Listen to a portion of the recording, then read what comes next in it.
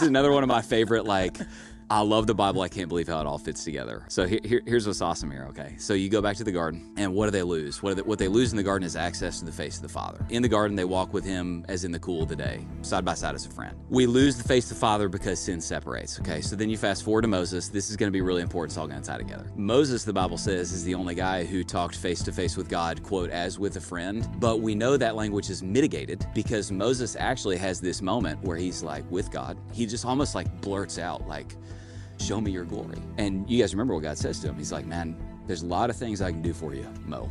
There's one thing I can't do.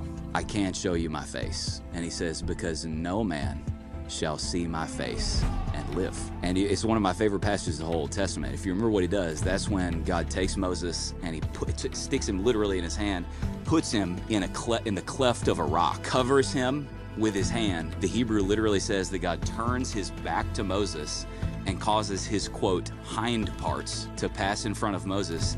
And then instead of showing him his face, he declares verbally his glory. Moses, who the Bible says it prophesies forward about Jesus.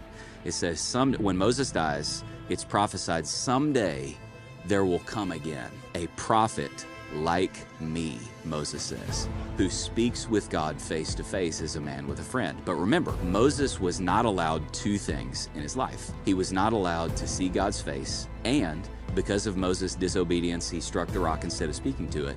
Moses was never allowed to enter into the promised land. All right, now, I love this so much. So then you fast forward to John chapter 1. And the Bible literally says right here, it says, man, and then the Word became flesh. And then it says, we have seen his glory. Glory as of the only Son from the Father. So Jesus is the glory of God. In fact, if you go back to the 10 Commandments, the second commandment is, don't make any graven images. Don't make any images of me. The reason that God commanded don't make any images of me is he was saying, don't make any images because someday I'm going to send one. When people are looking at the face of Jesus, they are looking at the face of God. Okay, bro, this is where it gets pretty amazing. I'm excited. So then you fast forward to the transfiguration.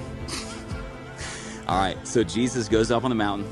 He brings 3 dudes with him, Peter, James, and John. What they record is they see Jesus' face, quote, transformed like lightning.